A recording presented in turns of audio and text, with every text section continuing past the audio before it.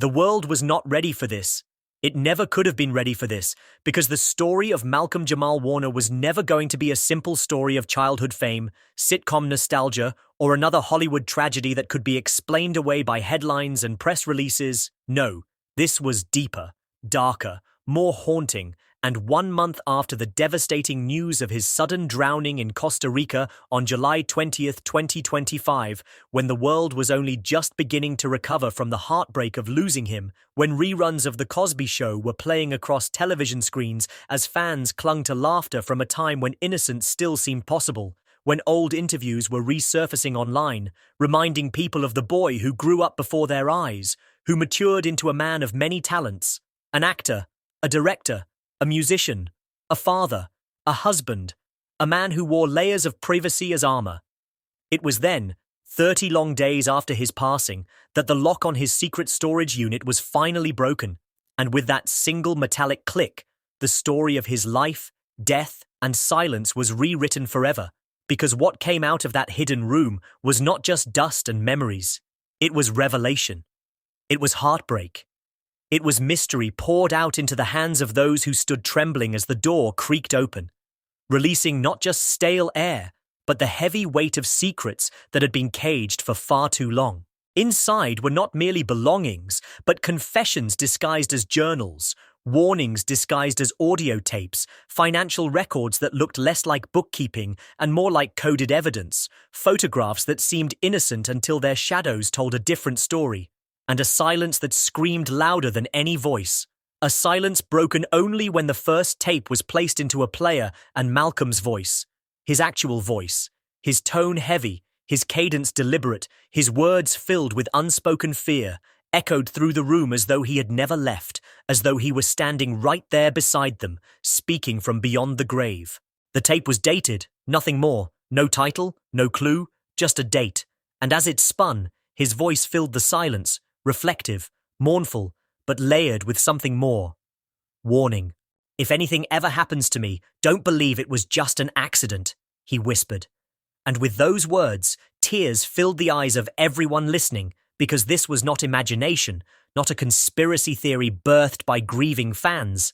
This was Malcolm himself, predicting his fate, etching into eternity a plea for the world to question, to not accept, to not believe the easy story of a drowning rip current.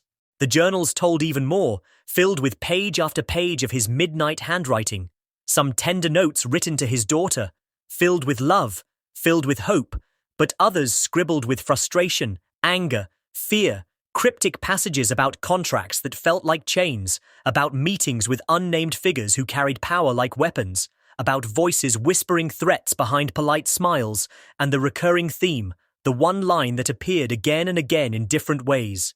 They won't let me go quietly.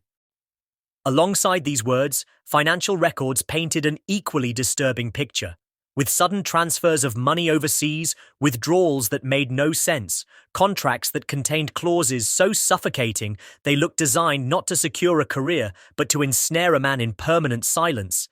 And in the weeks before his fateful trip to Costa Rica, there was one particularly chilling transaction, a transfer of funds under an alias to a foreign account, a move that screamed preparation, protection, or perhaps desperation.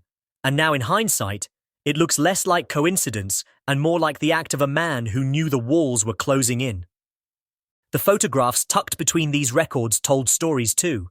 Snapshots of joy, laughter, candid moments, yet mixed among them were images of dinners, of meetings, of people no one knew he associated with, faces blurred, some crossed out with pen strokes that felt angry, deliberate, as though Malcolm himself wanted to erase their presence from his narrative, but couldn't. And now those very photographs raise more questions than answers. Social media exploded when news of the storage leak surfaced. Hashtags like Malcolm Warning, Hidden Truth, Justice for Malcolm climbing trends, as millions of fans replayed clips of his tapes, hearing his haunting words, crying out for answers, demanding investigations to be reopened, signing petitions, flooding comment sections, because grief had turned to suspicion. Suspicion had turned to outrage, and outrage had become a movement. Friends and colleagues began to whisper as well, some cautiously, some with trembling guilt.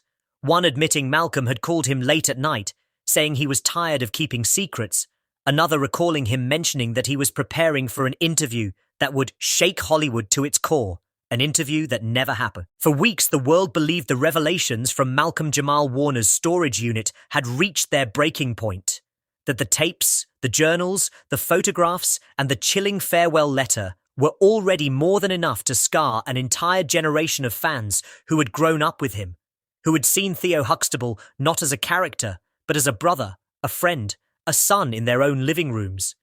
But then came the discovery that would tear open the wound even wider, a final box buried deeper than the rest, sealed tighter than all others, its cardboard covered in thick black ink with 3 simple words that made every hand tremble. For when I'm gone. Nobody wanted to be the one to cut through the tape. Nobody wanted the responsibility of unleashing whatever final secret Malcolm had locked away.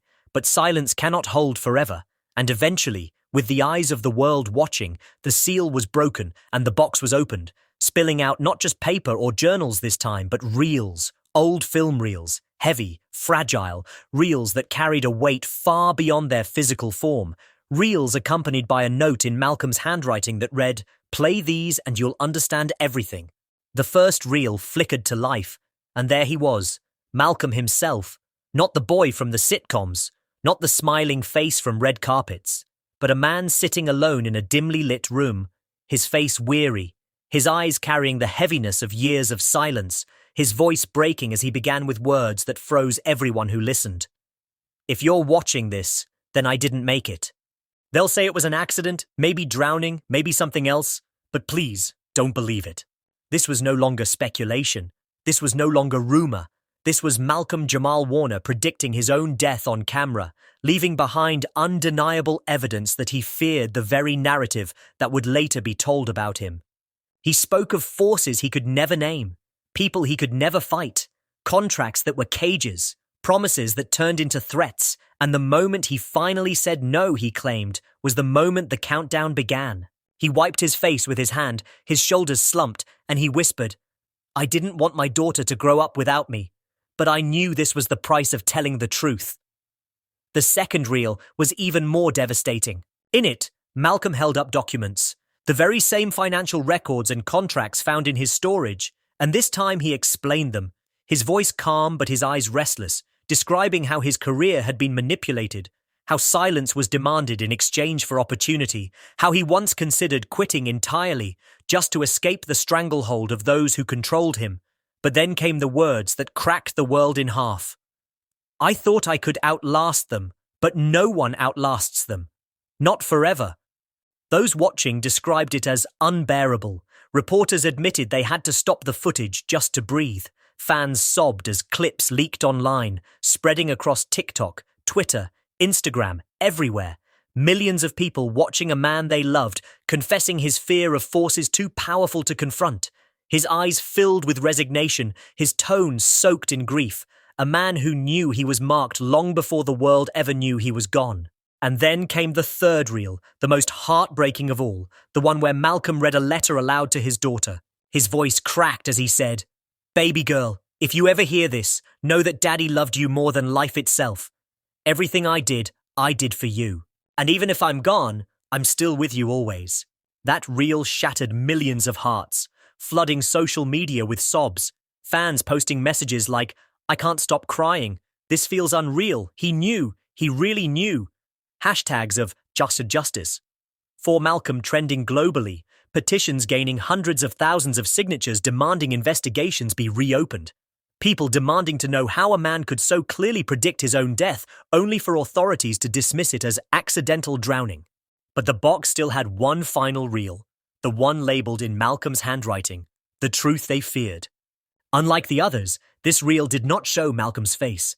Instead, it played fragments of secret audio recordings, hushed voices in shadowy meetings, men discussing deals and contracts, words dripping with veiled threats, conversations about controlling stories and silencing voices, language that sounded sterile on the surface but carried the sharp edge of menace underneath.